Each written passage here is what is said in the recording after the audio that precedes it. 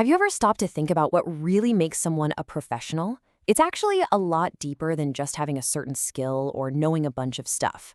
It all comes down to a promise, a really important duty to, well, to serve the public good. And getting a handle on that promise is crucial for understanding how our whole society is built. So let's kick things off with a big question. What do you think is the difference between an expert and a professional? I mean, they could have the exact same skills, right? But there's this one key distinction that separates them. And honestly, it changes everything.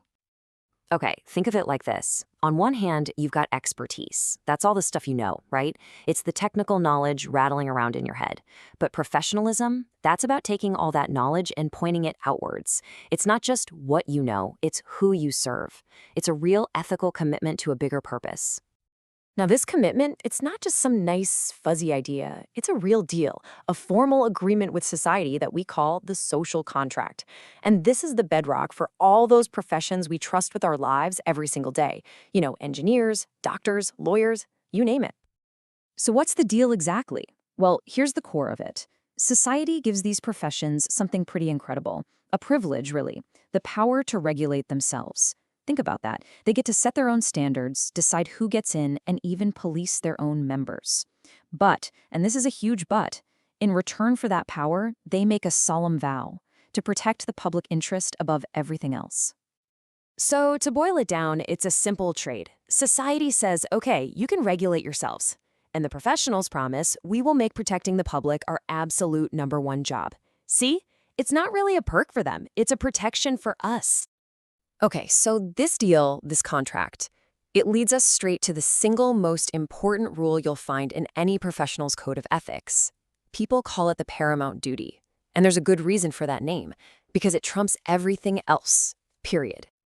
And this is literally the kind of wording you'll see right at the top of the code of ethics for engineers, for doctors, for all sorts of critical professions. And I want you to focus on that one word, paramount. That word is everything. It means supreme. It means first. It means above all else. This is not a friendly suggestion, folks. This is the unbreakable #1 rule. So let's think about what this actually looks like in the real world. A professional is juggling a lot of duties, right? They've got a duty to their boss, to their clients, to their coworkers, even to themselves. But the social contract sets up a crystal clear, non-negotiable hierarchy. And the duty to the public, it always, always sits right at the top.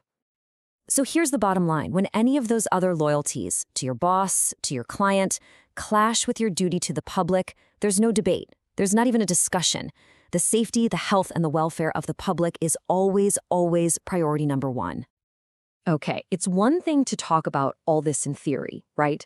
But what happens when the pressure's on? How does this rule hold up in the real world?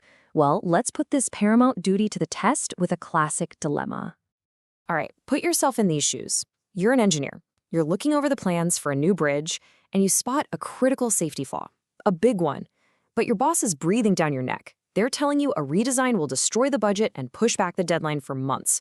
They just want you to approve it and move on. So what do? The choice couldn't be clearer, could it? Option A, you obey your employer, you save some money, you hit the deadline, but you know you're putting people's lives at risk. Or option B, you uphold your professional duty. You halt the project to protect the public, even if it means you might lose your job. For a true professional, there's really only one right answer here. And you know, this isn't just a made-up scenario. This is real. The tragic collapse of the Quebec Bridge back in 1907, 75 workers died. And why? Because of known design flaws that were ignored. That disaster was a gut-wrenching lesson, and it completely reshaped engineering ethics. It proved that the stakes here are, quite literally, life and death. So why all the fuss? Why is this one duty so important? Why are the rules so incredibly strict? Well, it all boils down to one simple, powerful, and very fragile word, trust. Think about it. The entire system, this special status that we grant to professions, it's all built on our confidence in them.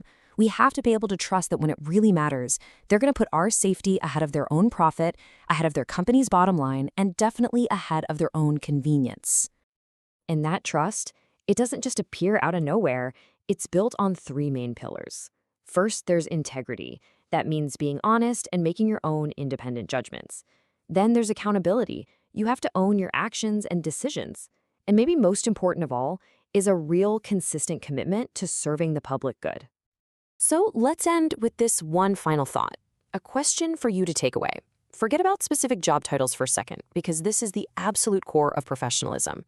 If your loyalty was ever put to the test, when you have to weigh your own personal gain against the good of the public, which way would your scale tip?